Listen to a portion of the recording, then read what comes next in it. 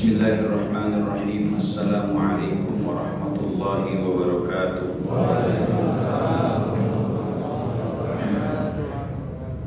Alhamdulillahilladzi akramana bittaqwa wa nahana 'an ittiba'il hawa.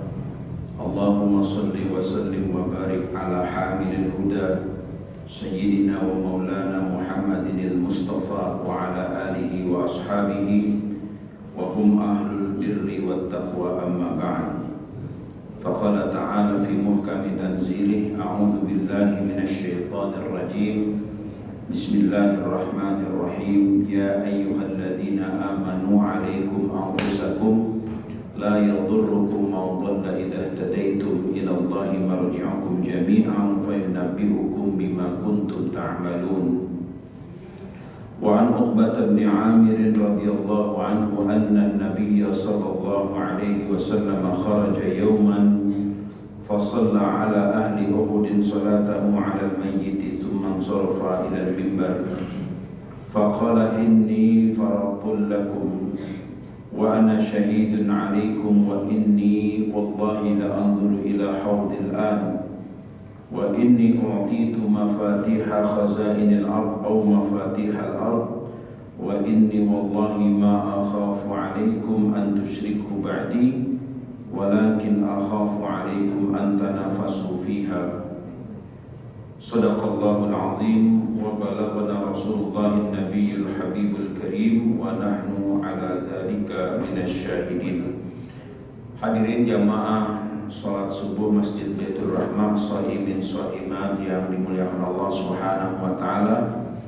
Alhamdulillah, tidak terasa bulan Ramadan, puasa bulan ini adalah hari terakhir puasa di bulan ini, dan kita akan lanjutkan di bulan depan ya, karena puasanya Februari dan bulan Maret. Jadi hari ini terakhir, hari terakhir puasa di bulan Februari, maksud saya begitu, bukan bulan Ramadan. Hari Minggu besok udah bulan Maret, karena kita lebarannya itu di bulan Maret. Tidak terasa sudah 10 hari, sudah masuk 10 hari ibadah Ramadan kita, dan Ramadan memang cepat berlalu. Mari kita manfaatkan sisa Ramadan yang masih ada dengan menambah kualitas ibadah kita, menambah kualitas pemahaman kita, sehingga setelah nanti ketika kita memasuki Idul Fitri, Allah Ta'ala terima seluruh ibadah Ramadan kita. Hadirin yang dimuliakan Allah Subhanahu wa Ta'ala, Sayyidina Uqbah bin Amir radhiyallahu anhu meriwayatkan bahwasanya Nabi Muhammad sallallahu alaihi wasallam satu hari beliau pernah keluar mendatangi pemakaman Uhud, mendatangi pemakaman para syuhada Uhud. Ini menunjukkan kebiasaan Rasulullah sallallahu alaihi wasallam berziarah ke makam orang soleh. Jadi kalau kita punya kebiasaan ziarah ke makam orang soleh itu bukan menyalahi sunnah, justru kita mengikuti perbuatannya Rasulullah sallallahu alaihi wasallam. Kemudian Rasulullah sallallahu alaihi wasallam melaksanakan sholat mayit. Beliau sholat menyolati semua mayit yang ada di pemakaman Uhud. Setelah itu beliau naik ke mimbar. Kemudian beliau bersabda, inni faradtul lakum, sungguh aku ini merupakan simpanan bagi kalian nanti di hari kiamat. Jadi Rasulullah SAW akan menjadi saksi bagi umatnya, termasuk kita di dalamnya, nanti pada hari kiamat. Sebagaimana disebutkan di dalam Quran surat Al-Isra ayat 70, Allah Subhanahu wa Ta'ala berfirman, al-yawma yunadawna bi-imamihim, pada hari itu kami akan panggil semua manusia menurut imam-imam mereka. Yang dimaksud dengan menurut imam mereka ini bukan imam dalam arti pimpinan jamaah, bukan maknanya pimpinan mazhab, bukan. Yang dimaksud bahwa manusia itu nanti dipanggil menurut imamnya adalah manusia dipanggil sebagai umat dari nabi-nabi mereka. Umatnya Nabi Nuh itu nanti dipanggil menurut nabinya, siapa saja umatnya Nabi Nuh. Lalu kemudian umatnya Nabi Musa nanti dipanggil menurut siapa yang mengikuti Nabi Musa alaihissalam, dan seterusnya. Demikian pula dengan umat Nabi Muhammad SAW. Di dalam hadis disebutkan bahwa Rasulullah SAW pada hari kiamat akan membanggakan umatnya karena jumlahnya paling banyak. Maka dari itu di dalam satu hadis yang berbicara tentang perkawinan, Rasulullah SAW mengatakan, tazawwaju al-walud al-wadud, nikahilah perempuan yang bisa melahirkan banyak anak. Fa inni ubahi bikumul umam yaumal qiyamah, karena nanti saya akan membanggakan kalian itu di hadapan umat-umat yang lain pada hari kiamat, karena umat Nabi paling banyak jumlahnya. Nah, di dalam hadis ini Rasulullah mengatakan, wa inni faratul lakum, inni faratul lakum, aku ini simpanan atau aku ini pemberi syafaat bagi kalian nanti di hari kiamat. Wa ana syahidun alaikum, dan aku itu akan menjadi saksi bagi kalian. Di dalam hadis yang diriwayatkan oleh Imam Ahmad, satu hari Rasulullah SAW tidur di pangkuan istrinya Ummu Salamah. Jadi ini menegaskan bahwa Rasulullah SAW juga merupakan tipe suami yang mesra kepada istrinya. Jadi beliau tidur di pangkuannya Ummu Salamah, istri Rasulullah SAW. Jadi Ummu Salamah ini meninggal, suaminya yang bernama Abu Salamah gugur di medan perang. Kemudian Rasulullah SAW sebagai bentuk tanggung jawab kepada janda syuhada, Rasulullah mengawini Ummu Salamah. Nah, ketika Rasulullah SAW tidur kira-kira ba'da salat zuhur, kemudian Rasulullah bangun dari tidurnya, bangun dalam keadaan kaget. Ummu Salamah bertanya, ada apa ya Rasulullah? Rasulullah kemudian menceritakan bahwasanya beliau mimpi melihat hari kiamat. Di dalam mimpi itu, kata Rasulullah, umat atau manusia dalam keadaan panik. Lalu kemudian mereka mendatangi Nabi Adam alaihissalam. Apa yang dikatakan kepada Nabi Adam? Semua orang meminta syafaat kepada Nabi Adam dengan mengatakan, wahai Adam, engkau bapak kami semua, kami minta syafaat kepada engkau, minta pertanggungjawaban engkau karena engkau adalah bapak dari kami semua. Kemudian Nabi Adam alaihissalam mengatakan, bagaimana mungkin saya bisa menolong kalian, sedangkan saya sendiri tidak bisa menolong diri saya. Karena sebab perbuatan saya, kalian tidak bisa merasakan surga. Karena perbuatan saya diusir dari surga dan kalian bersusah payah untuk masuk ke dalam surga. Maka Nabi Adam alaihissalam kemudian mengatakan, mintalah syafaat kepada Nuh, karena dia adalah keturunanku yang berjuang selama hampir 80% atau sepenuh hidupnya untuk mengajak kalian beribadah kepada Allah. Lalu kemudian semua manusia datang kepada Nabi Nuh alaihissalam.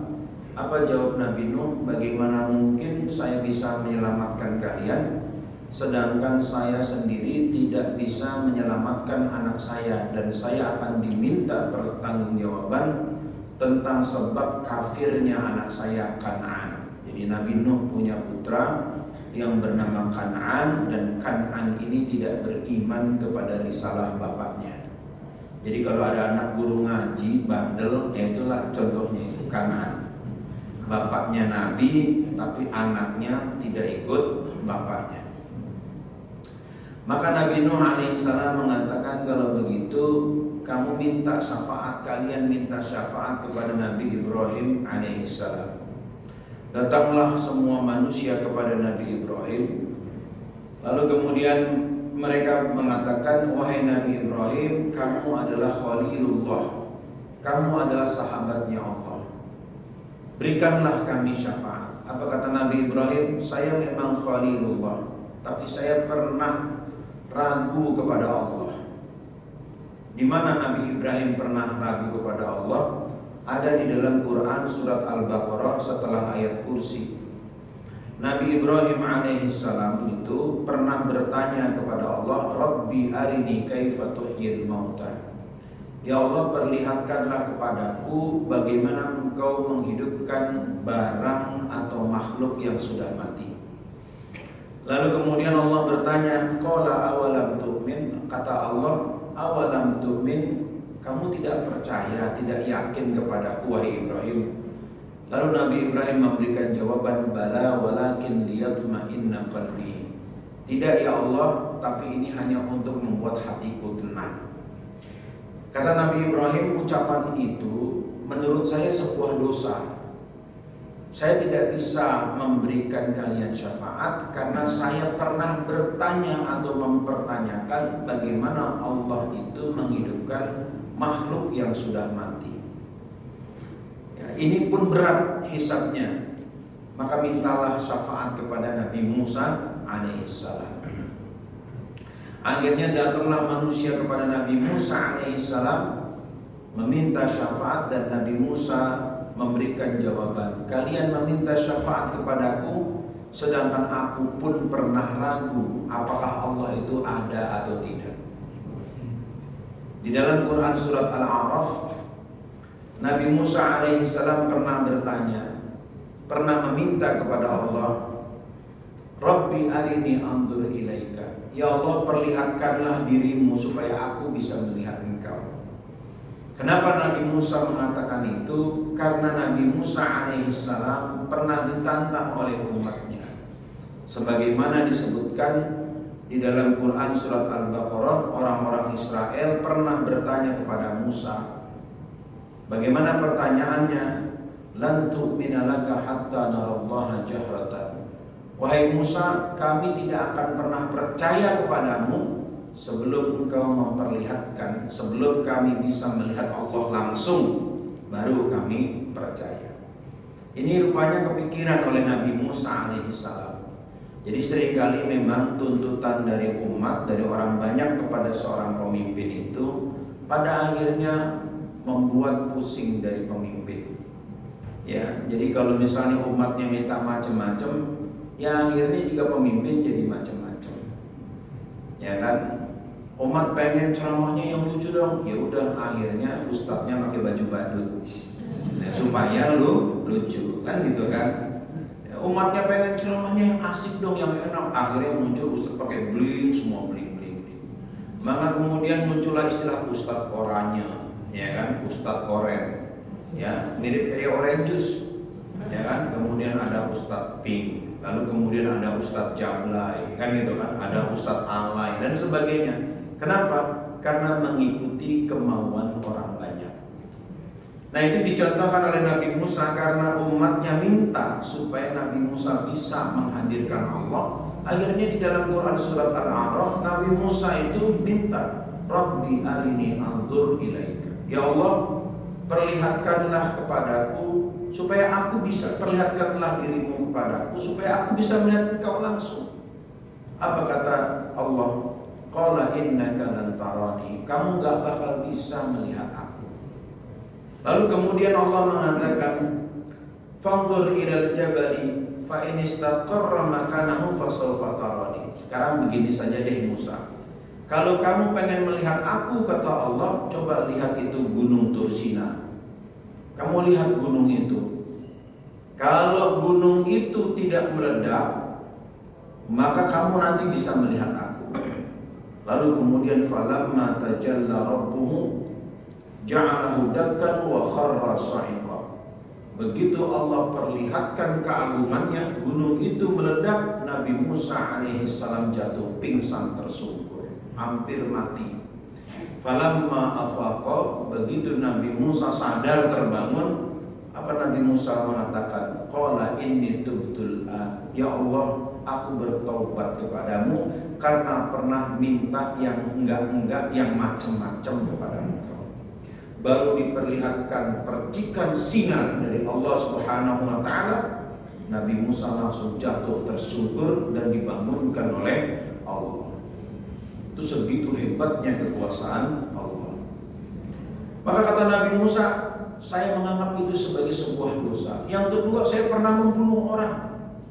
Nabi Musa pernah bunuh orang. Ada di Quran surat Al-Qasas. Ya, wa hadza min syi'atihi. Ya kan? Nabi Musa alaihissalam pernah membela orang Israel sampai akhirnya Nabi Musa memukul orang Mesir dan mati orang itu. Kata Nabi Musa, aku pernah melakukan dua kesalahan di dalam hidup.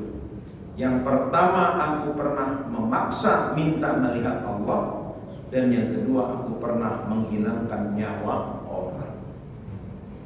Nah, kata Nabi Musa, ini saja sudah berat hisab. Mintalah syafaat kepada Isa, karena Isa disebut sebagai ruhullah, ruh yang ditiupkan oleh Allah. Datang semua orang kepada Nabi Isa alaihissalam. Apa jawab Nabi Isa?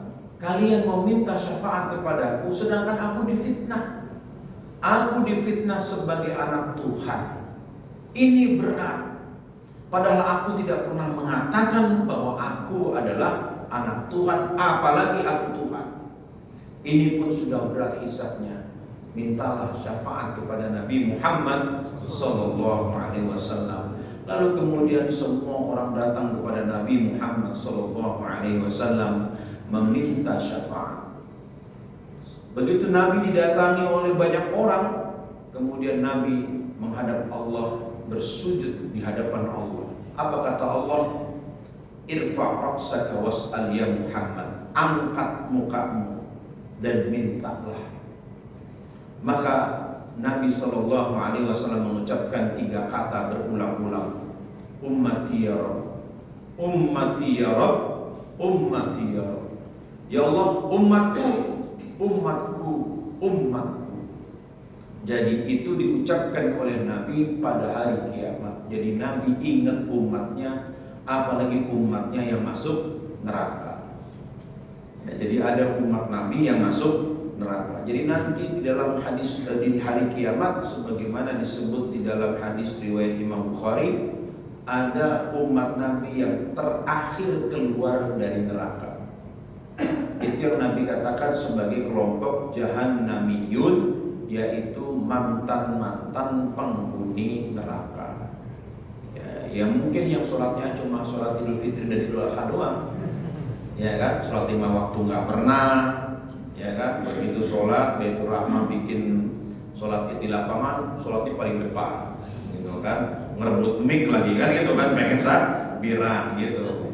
Padahal sholat 5 waktu nggak pernah kelihatan, dan juga kata keluarganya nggak pernah sholat 5 waktu. Mungkin itu yang masuk dulu digoreng dulu di neraka, mungkin dulu ditanya dulu kan gitu. Begitu udah gosong diangkat ke atas. Kenapa? Karena dia bersyahadat, pernah mengucapkan la ilaha illallah Muhammadur Rasulullah. Hadirin yang dimuliakan Allah, jadi Nabi SAW itu sebagai syahid, sebagai saksi buat kita nanti di yaumul qiyamah. Wa inni wallahi la anzuru ila haudil an. Kata Nabi, demi Allah sekarang saja saya sudah bisa melihat telaga saya di dalam surga. Ini di antara mukjizat Nabi Muhammad SAW. Beliau diberikan satu fasilitas dari Allah Subhanahu wa taala, bisa melihat bagaimana kondisi beliau nanti pada yaumul qiyamah dan bagaimana keadaan beliau nanti di dalam surga. Lalu beliau kemudian mengatakan, wa inni u'titu mafatiha khazainil ard, dan aku diberikan kunci-kunci perbendaharaan dunia, perbendaharaan bumi. Ini menegaskan bahwasanya Nabi SAW menjamin bahwa umatnya itu tidak akan melarat, tidak akan susah. Kenapa? Karena ini di antara keistimewaan umat Nabi Muhammad. Nabi itu diberikan kunci-kunci perbendaharaan bumi. Tapi syaratnya kalau mau nggak melarat ya ikuti Nabi Muhammad Sallallahu Alaihi Wasallam. Jadi sebenarnya umat Nabi ini nggak susah. Dengan kesolehan saja umat Nabi itu bisa dapat rezeki dengan kesolehan saja. Dan itu sudah ditunjukkan oleh para sahabat. Jadi para sahabat Nabi itu ada yang kaya, ada juga yang miskin. Tapi sahabat Nabi yang miskin itu tidak ngantri MBG, itu aja. Sahabat Nabi yang miskin tidak ngantri MBG. Ya kan, MBG yang sebenarnya itu adanya pas waktu buka puasa di masjid. Itu MBG yang sebenarnya. Masya Allah, mana ada MBG nasi kebuli, itu nggak ada. Saya kemarin tadi malam buka puasa di Tebet itu makannya nasi kebuli dan sop kambing. Itu MBG benar-benar itu. Ya kan, ada sop kambing, mana ada, coba tanya SPPG, bikin nggak sop kambing? Enggak. Itu ikan lele kepalanya doang, kadang-kadang kan ikan lele ekornya doang, kan gitu kan, jeruk sepotong kan gitu. Coba kalau buka puasa di masjid bener-bener MBG yang sepenuhnya itu tanpa mengurangi anggaran pendidikan, betul nggak? Fakta kan gitu kan. Jadi buka puasa di masjid di mana aja, coba kita lihat ke masjid-masjid gede kayak di MRBJ itu. Di Masjid Raya Bintaro Jaya itu menghabiskan kurang lebih 2000 kotak. Bayangkan itu masjid berubah jadi SPPPD 2000 kotak. Dan Masya Allah telur balado, pisang Ambon, ya kan, kemudian kentang goreng. Ini lagi baru habis sahur kan gitu ya, ngomongin beginian kan, macam-macam itu Masya Allah.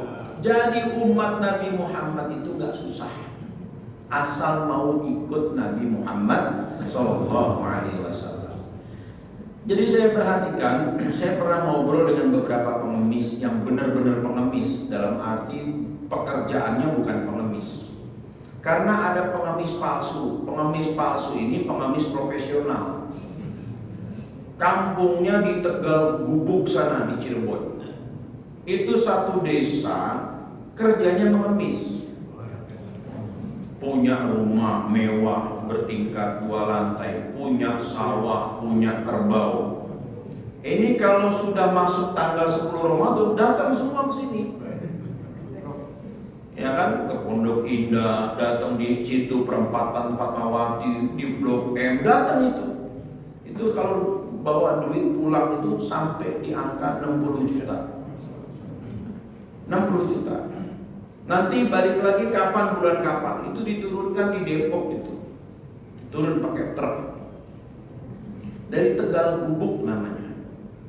Di wilayah Cirebon. Ada satu desa itu yang pekerjaannya pengemis. Nah, itu namanya pengemis profesional atau pengemis karir. Ya, itu ada golongannya itu kan, golongan 1A, 1B. Ya kan, nah, kalau golongan 4A itu pengemisnya udah keren itu kan. Ada pengemis betulan, jadi orang yang memang hidupnya susah. Saya pernah itu tanya yang tinggal di kolong jembatan, ya, saya tanya yang tinggal di emperan toko. Pertanyaan saya sederhana, ini rajin sholat nggak? Berat kalau mau sholat. Nah itu dia. Kalau dikatakan berat mau sholat, berarti memang Allah tutup pintu keberkahan rezekinya. Ya, Allah tutup pintu keberkahan rezekinya. Saya bilang datanglah ke masjid. Malu, kenapa malu? Kan nggak nyolong. Ya kan, malu pakaian kotor, nggak masalah.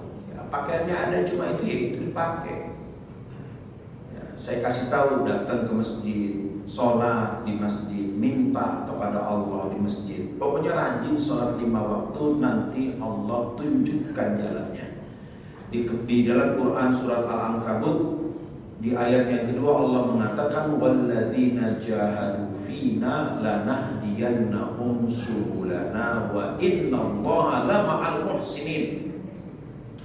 Dan orang-orang yang berjuang fina, di jalan kami, kata Allah, berjuang untuk ibadah, berjuang untuk menuntut ilmu, berjuang untuk memakmurkan rumah Allah, berjuang untuk mengedukasi umat Islam, berjuang untuk meramaikan masjid, berjuang untuk memberdayakan umat Islam. Walladzina jahadu fina lanahdiyannahum subulana, pasti kami akan tunjuki mereka jalan-jalan kami.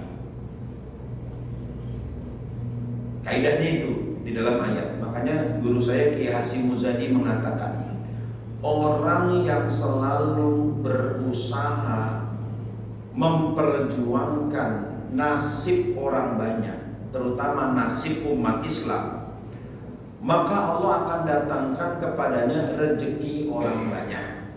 Jadi kalau kita ini berusaha memperjuangkan nasib orang banyak, Allah akan datangkan rezeki orang banyak. Tapi kalau orang itu hanya memikirkan diri sendiri, memperjuangkan dirinya sendiri, maka dia akan dibelit dengan masalahnya sendiri. Jadi kalau kita sebagai umat Nabi Muhammad berusaha untuk memakmurkan agama ini, lanahdiyannahum subulana, pasti Allah akan tunjuki jalan-jalan keluarnya. Bapak saya hijrah ke Jakarta itu di tahun 74. Kemudian tahun 79 bapak saya tinggal di Manggarai. Tahun 75. Tahun 79 mendirikan madrasah. Itu tidak didukung oleh masyarakat dan tidak didukung oleh RW. Jadi singkat cerita, ada gudang kosong di komplek PJKA, di komplek Manggarai itu, yang tidak dipakai, tidak dimanfaatkan, tapi justru digunakan untuk maksiat, mabuk, berjudi, bahkan berzina di tempat itu. Lalu kemudian bapak saya punya inisiatif bagaimana kalau dibikin madrasah. Jamaah masjid setuju, yang tidak setuju adalah pengurus RW. Karena diketahui pengurus RW ini mantan anggota buruh PKI. Itu sampai ada mantan aktivis pemuda rakyat datang ke rumah saya, bawa golok, itu nempelin golok di leher bapak saya. Kalau sampai jadikan madrasah, putus di kepala. Bapak saya santai aja, ya kan? Ya kalau mati ya nggak apa-apa, masuk surga. Karena mati untuk mendirikan madrasah. Akhirnya madrasah didirikan dengan sederhana, dibikin dengan gaya kandang kambing lah pokoknya. Papan tutup, kemudian bangku cari sana sini. Alhamdulillah dapat bangku, dan madrasah itu berjalan sampai tahun 1992, dan saya alumni dari madrasah itu. Ya, jadi mendirikan madrasah itu tidak punya uang, tapi Allah datangkan orang-orang yang mau menyumbangkan hartanya supaya madrasah itu tetap berjalan. Sampai madrasah itu bubar, jumlah lulusannya sudah mencapai 230 orang. Nah, itu satu bukti bahwa walladzina jahadu fina lanahdiyannahum subulana. Orang yang berjuang di jalan kami, kata Allah, pasti kami akan tunjukkan jalan-jalan kami yang lain. Nah, jadi umat Nabi Muhammad itu memang sudah dijamin oleh Allah dan Rasulullah sudah menjamin. Makanya kalau jadi umat Nabi yang soleh, itu insya Allah hidupnya makmur. Apa buktinya? Orang-orang Saudi itu makmur hidupnya. Ya kan, orang-orang Saudi itu kayaknya santai, orang Saudi itu, tapi serius. Ya, orang Saudi itu gampang keluarkan uang kok. Mereka bisa beli mobil GMC, Pak. Di sana mobil GMC, di sini saya lihat di Jakarta Selatan yang punya GMC cuma satu. Itu orang Jagakarsa. Nggak ada yang punya mobil GMC, mobil gede buatan Amerika. Di Saudi, mobil GMC dipakai buat ngangkut domba, buat ngangkut kambing. Di sini dipakai oleh Jenderal Bintang 4. Di sana dipakai untuk ngangkut kambing. Saya tanya, ini kan mobil mahal. Ya, dunia namanya begitu. Nanti kalau saya mati juga ditinggal. Jawabannya begitu, ini dunia. Gak usah digede-gedein. Yang harus dibesar-besarkan urusan akhirat, bukan urusan dunia. Itu orang Saudi. Saya lihat di Saudi itu, saya pernah jumpa penjual makanan burung dara, jagung, mobilnya Mercy S500. Ya kan? Sebelah nih mobil Mercy S500, dia sambil jualan makanan burung. Ini kalau di Jakarta, ini pasti kerjanya sudah di Sudirman. Kan gitu kan? Karena pakai mobil S500. Di Saudi itu cuma jual makanan burung. Mobilnya S500. Ya kan? Di sini ustadz aja levelnya Avanza, kan gitu kan? Tapi kalau saya sudah di sana mobilnya S500. Nah, itu menunjukkan bahwa kalau umat Nabi Muhammad SAW mau menjalankan dan mengikuti anjuran Nabi, pasti Allah buka pintu-pintu kekayaan. Ya, apalagi waktu subuh ini kan, saya diajarkan oleh Kiai Maimun. Saya pernah ngomong di sini atau belum? Kata beliau, kalau subuh, sebelum sholat subuh, sholat 2 rakaat, ayat rakaat pertama baca alam nasrah, rakaat kedua baca alam taro kaifa fa'ala rabbuka bi ashabil fil. Nanti setelah sholat sampai qomat baca sallallahu ala Muhammad sallallahu alaihi wasallam. Insya Allah kon bakal sugih sak pirang-pirangnya sugih. Kamu bakal kaya, bener-bener kaya. Sugih pokoknya sak pirang-pirang sugih. Ya, orang Jawa, kalau orang Tegal bilang pol, pokoknya sugih nih. Ya, sugih pol, katanya kayanya kaya banget. Wallahu alam, kita nggak tahu bentuk kekayaannya seperti apa, tapi memang sudah banyak bukti bahwa orang yang melaksanakan itu tidak pernah merasa kekurangan. Karena ukuran kaya itu relatif ya Pak. Kita ini punya ukuran yang beda-beda tentang kekayaan. Ada orang yang udah pegang duit 30 juta, apalagi pensiunan kan, pegang 30 juta kayaknya kaya banget gitu kan. Kenapa? Maklum terima gaji selama ini cuma 3 juta sampai 4 juta. Tapi begitu dapat duit 30 juta, kok kayaknya kaya banget gitu kan. Ya kan, Masya Allah, tenang banget. Kenapa? Padahal 30 juta. Ada orang yang merasa kaya itu kalau megang 30 miliar. Jadi memang Allah berikan kekayaan itu menurut kebutuhannya masing-masing. Nah, ini agama sudah memberikan solusi. Jadi tidak ada umat Nabi itu susah. Kalau ada umat Nabi Muhammad susah, berarti dia umat yang nakal. Udah gitu aja.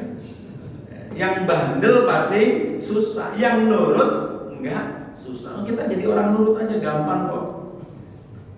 Maka kata Nabi, wa inni wallahi ma akhafu alaikum an tusyriku ba'di. Aku tidak takut kalian itu menjadi syirik setelah aku, kata Nabi. Nabi enggak khawatir. Ini sudah dijamin bahwa nggak ada umat Nabi nanti nyembah berhala, nggak ada. Kalau dia mengikuti Nabi. Tapi kalau ada orang Islam ke Bali masuk pura, berarti dia nggak pernah ikut Nabi. Udah gitu aja. Karena umat Islam yang punya literasi agama yang bagus, itu tidak akan mungkin dia masuk rumah ibadah agama lain. Ya. Memang umat Islam nggak masuk ke gereja, tapi kalau kembali ke pura banyak Pak. Ikut begini juga di pura, ikut mandi melasti, ada Pak itu. Mandi di pancuran itu, kemudian sambil mandi begini, namanya Siti Rahmah, gitu kan? Tapi dia begini, wah itu udah pindah agama itu, ya kan? Namanya Muhammad Wisnu, kan gitu kan? Udah Muhammad Wisnu lagi kan gitu kan? Datang ke pura begini Pak, wah itu pindah agama itu. Itu sudah kufur fi'li namanya. Kafir fi'li, kafir dari perbuatan. Nah itu kenapa bisa seperti itu? Karena nggak pernah ngaji. Biasanya gitu, kalau nggak pernah ngaji dia nggak akan ke situ. Ya, dia akan ke situ. Tapi kalau dia ngaji nggak bakal mau. Ini sudah jaminan dari Rasulullah SAW. Apa yang ditakutkan oleh Nabi? Walakin akhafu alaikum an tanafasu fiha. Yang aku takutkan dari kalian adalah kalian berlomba-lomba dalam urusan dunia. Disebutkan di dalam hadis yang lain riwayat Abu Daud dan Bukhari bahwa Nabi itu yang Nabi takut umatnya berlomba-lomba dalam urusan dunia sampai saling membunuh. Wa tusafikuna dima'akum, kalian saling menumpahkan darah di antara kalian. Nah, ini yang ditakutkan oleh Nabi. Dan itu terjadi. Ya, umat Islam itu bersaing dalam urusan dunia sampai saling menghilangkan nyawa satu sama lain, apakah karena politik ataukah karena ekonomi. Hadirin jamaah yang dimuliakan Allah, maka puasa Ramadan ini melatih kita untuk mempertajam kepekaan jiwa kita. Ya, yang harus kita perhatikan dari bulan Ramadan, bahwa bulan Ramadan ini memberi asupan jiwa, bukan asupan makanan. Kekeliruan kebanyakan orang Islam itu menjadikan bulan Ramadan sebagai waktu memindahkan makan dari siang ke waktu maghrib. Ya, jadi yang diperhatikan tuh urusan perutnya. Apalagi kalau kita lihat takjil mulai dari jam 3 sore. Bayangin orang nyari takjil jam 3 sore, itu udah kayak orang wukuf di Arafah. Untuk lampu, Ciganjur, di mana-mana itu macet jalanan itu. Kenapa? Nyari takjil. Dan kumpulan itu dibubarkan oleh azan maghrib. Begitu azan maghrib bubar, udah kayak setan semua. Lah setan kan kalau udah azan bubar. Coba perhatikan, kalau bulan Ramadan kalau datang waktu maghrib kosong jalanan pada maghrib. Makanya saya berani diundang tarawih di sini. Kenapa? Kalau berangkatnya habis maghrib kosong jalanan. Itu nggak tahu bagaimana Margonda itu macetnya luar biasa bulan Ramadan jam 5. Tapi begitu Allahu Akbar bubar itu orang macet itu, nggak ada lagi yang di jalan. Hebatnya azan maghrib itu luar biasa. Ya kan, kita kangen Pak azan maghrib sekarang ini, kapan kan gitu kan? Kok zuhur azannya sama kan gitu kan? Asar azannya sama. Begitu maghrib bubar, itu yang membedakan. Kalau azan zuhur dan asar tidak membubarkan, azan maghrib membubarkan. Bubar semua itu, kumpulan takjil itu. Ini orang antri takjil buat apa? Kadang-kadang kalau kita perhatikan Bu ya, orang takjil itu ada yang lapar mata. Lihat gorengan beli bakwan 10, pengen makan sendiri. Lihat tahu isi, ya kan, isi toge, ada lagi isi pulsa, kan gitu kan? Beli juga dibeli semua kan gitu. Apalagi di situ combro beli, lontong beli, 50, oh, dibawa sekantong, dihabisin nggak? Nggak dihabisin, karena begitu minum seteguk langsung kenyang. Allah itu sudah mengingatkan, dunia itu sesuai dengan kebutuhannya, jangan berlebih-lebih. Harus kita ingat bahwa Ramadan itu yang perlu kita gemukkan adalah jiwa kita, bukan perut, bukan badan. Yang perlu dipenuhi itu adalah jiwa kita. Bagaimana memenuhi jiwa itu? Ya dengan ngaji, dengan kalimat thayyibah, dengan sedekah, dengan bergaul dengan orang-orang soleh, dengan bermuhasabah, dengan ibadah. Itulah kita menghidupkan jiwa di bulan Ramadan. Jadi kalau kita buka puasa makannya dikit, maka insya Allah puasa kita khusyuk. Insya Allah, ya kan? Kalau kita sahur makannya sedikit, maka insya Allah puasa kita khusyuk. Entar lemes dong. Lemes itu mindset yang ada di kepala kita. Tapi kalau kita berpikir, bagaimana dulu Siti Maryam, ibunya Nabi Isa alaihissalam, tidak makan, tidak minum ketika hamil Nabi Isa alaihissalam. Kenapa bisa kuat? Yang membuat dia kuat itu adalah keyakinannya kepada Allah. Sehingga Allah memberikan makanan dari langit. Kita juga begitu. Kalau kita yakin nih, bismillah, kita kuat nih, ya kan? Kita kuat. Wah, ngomong kuat. Jam 6:30 mata udah berat. Kuat. Yang itu kan? Akhirnya tidur, ya kan? Begitu tidur mimpi makan, kan itu kan? Kuat nggak? Kuat, orang tidurnya mimpi makan, kan gitu. Bangun begitu masuk zuhur, masya Allah, tadi ngaji tadarus, habis ngaji subuh terus tadarus, bangunnya menjelang zuhur. Ya Allah, katanya, ya enak. Ustaz bilang ya Allah, alhamdulillah, kan gitu kan. Udah sholat zuhur berjamaah, habis sholat zuhur zikir, ngantuk lagi kan gitu. Tidur lagi. Ya nggak apa-apa lah, masih ada bangunnya Pak. Karena ada Pak orang puasa itu ba'da subuh dia tidur, bangunnya dekat asar. Itu bukan puasa, namanya belajar mati. Ya kan? Cerita ke saya sih habis subuh tidur, bangun habis asar, lu puasa apa belajar mati kan gitu kan? Itu namanya tutorial mati itu namanya kan. Bukan puasa namanya kan, tidur terus kan, bangun sholat zuhur. Ya kan, walaupun cuma 40 menit melek gitu kan, mata nggak kuat tidur lagi, ya nggak apa-apa. Kenapa? Naumus shaim ibadah. Puasanya orang tidur juga dikategorikan ibadah kalau niatnya menghindari maksiat. Hadirin yang dimuliakan Allah, semoga Allah Subhanahu wa taala berikan kita kekuatan dan Allah anugerahkan kita kemudahan. Allah jadikan anak-anak kita anak-anak yang soleh dan soleha.